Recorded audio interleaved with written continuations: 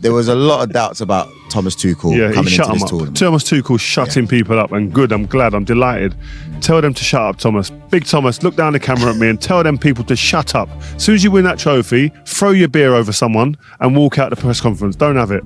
Adam, you're English. You must be delighted with what the German has done in charge of the Three Lions. Yes, exactly. And I think he's proving this is why we got him there. I think Tuchel is now showing up some of the limitations that Gareth Southgate had actually in game management, substitutions, all of that sort of thing. But I think Tuchel is now showing this is why you hired the guy. This is a guy who could potentially take you to a World Cup final and maybe even win the thing, which we've all been waiting for since 1966. You're talking about these managers who sort of have these. And you know something, there's an element of Thomas Tuchel, I think, after that game. I thought he knows how much criticism he would get if we'd lost that game. England are not playing like the best team at this World Cup, but they may be the team nobody wants to face, because beating this England side once is no longer enough. DR Congo scored first and protected their lead for 68 minutes.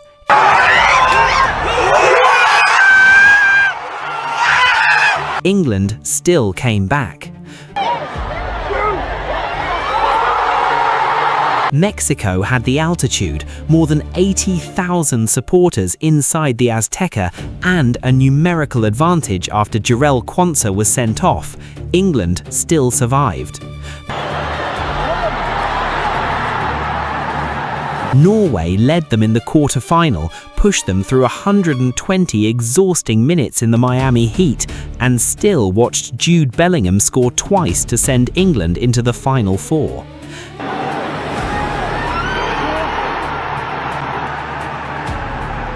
Harry Kane and Jude Bellingham have now scored 12 of England's 13 goals, and whenever Tuchel's original plan has stopped working, England have simply found another one. They can control possession, they can attack in transition, they can go direct, they can defend with a back five, they can win beautifully, survive desperately, and somehow remain dangerous even when they are playing badly. But the most frightening part is Thomas Tuchel still believes this England team is nowhere near good enough. After reaching the World Cup semi-final, he did not celebrate the performance. He called it sloppy, slow and lucky. Now, with Lionel Messi and the defending champions standing between England and their first World Cup final since 1966, Tuchel is demanding the one thing this team has not yet produced: a complete performance. This is how Thomas Tuchel turned England from a team terrified of failure into a team that refuses to die, and why the rest of the World Cup should be very worried about what happens when they finally play at their best. You see, England's problem was never a shortage of talent. It was what happened to that talent the second the pressure turned unbearable. For decades, they produced brilliant footballers, turned up at tournaments dripping in expectation, then discovered ability alone doesn't get you through the moments that actually decide things. By the time Tuchel took charge in January 2025, it had been almost 60 years since 1966, England's only trophy, and the frustration had moved past early exits.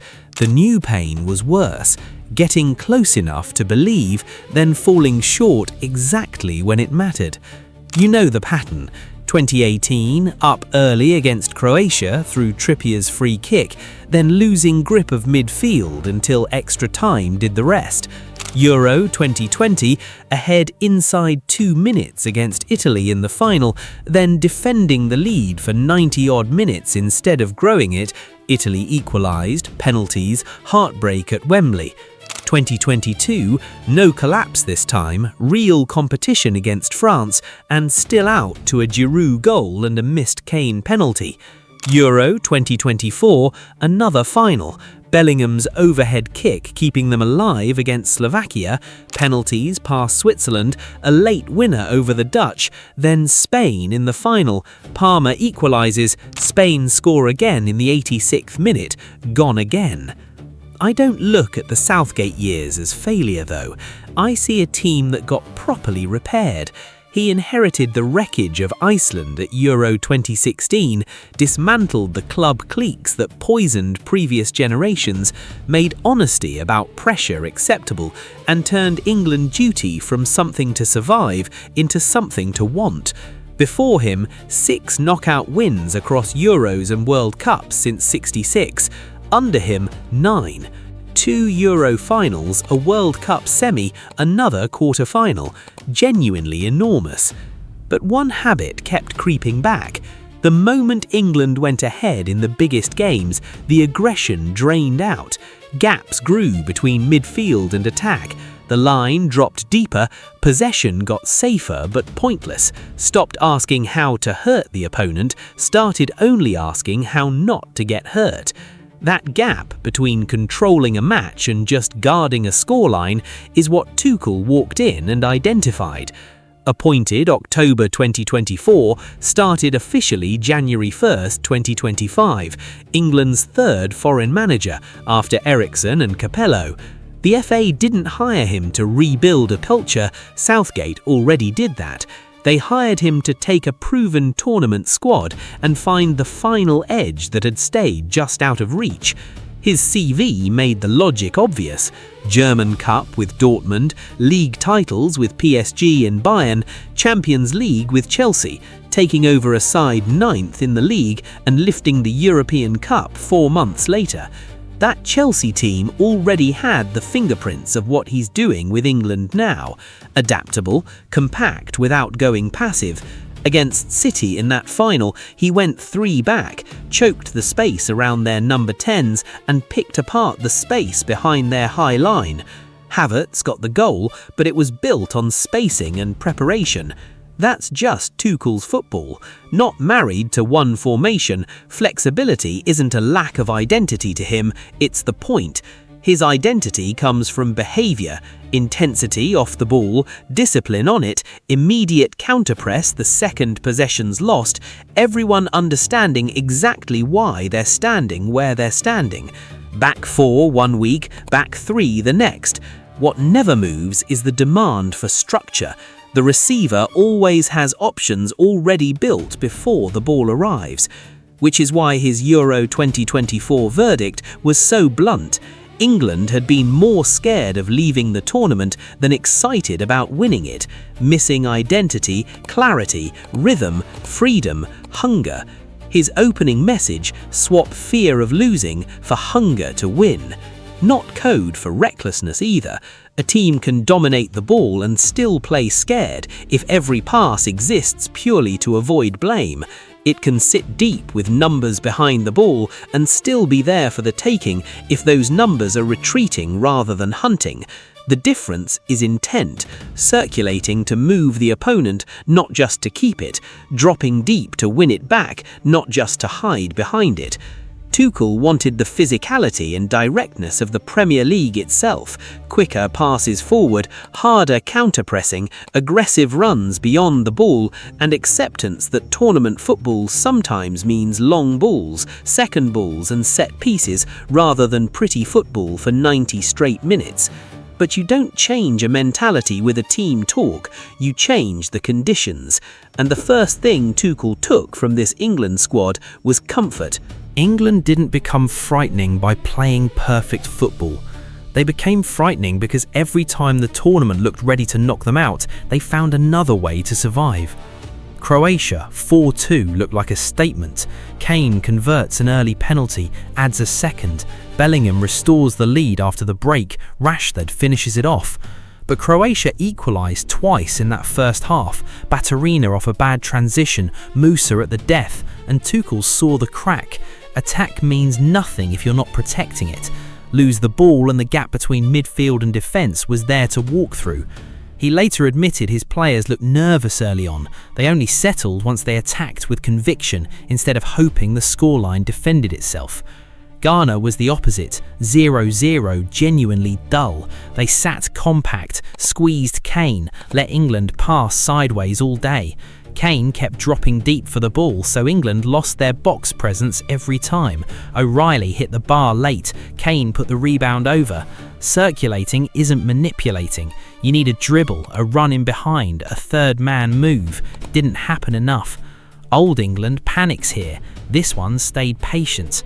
That patience paid off against Panama, over an hour of resistance before Bellingham's 62nd minute volley off a corner, then Kane's assist 5 minutes later. 2-0, top of the group. Kane's goal moving him past Gary Lineker as England's all-time World Cup scorer. 3 different puzzles, 3 different answers. Recover from a mistake, survive boredom, stay patient without losing structure. Then the knockouts stripped away the comfort entirely. DR Congo scored in 7 minutes in Atlanta, the same compact shape that frustrated England against Ghana. Behind for 68 minutes, exactly where old England forces passes and panics. Instead, Tuchel went more direct. Gordon came on, attacked the space behind rather than receiving to feet, turned Congo's defenders around. The equaliser came off his cross, Kane heading home in the 75th by staying central.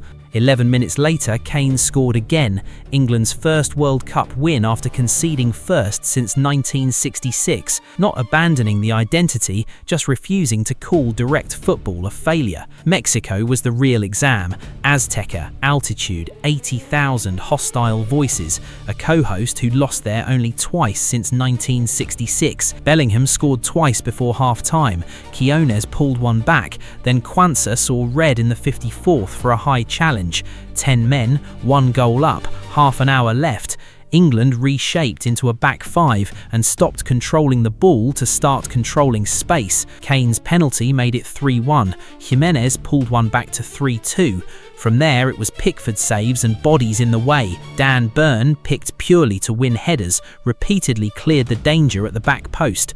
Nobody wanted him passing out from the back, they wanted someone heading it away in the 88th, and he did. Norway in Miami tested something else, brutal heat against the side that had already knocked out Brazil. Sheldrupu put Norway ahead in the 36th, the same failure to close the ball down as against Croatia. Bellingham equalised at half-time, the second half turned attritional, Rice below full tilt, Anderson covering more ground than anyone, Rogers dropped deeper and still influenced the winner. 3 minutes into extra time, his shot wasn't held by Nyland and Bellingham reacted first for the rebound. 2-1, a 4th ever World Cup semi. Bellingham level with Kane on 6 goals. Pickford now passed Peter Shilton for most England World Cup appearances. Here's the bit I love though. Tuchel called the result fantastic, the achievement amazing, then flatly said he wasn't happy with the performance. Too sloppy, too slow. Kane, having just played 120 minutes and scored twice, gave a one-word whatever when told.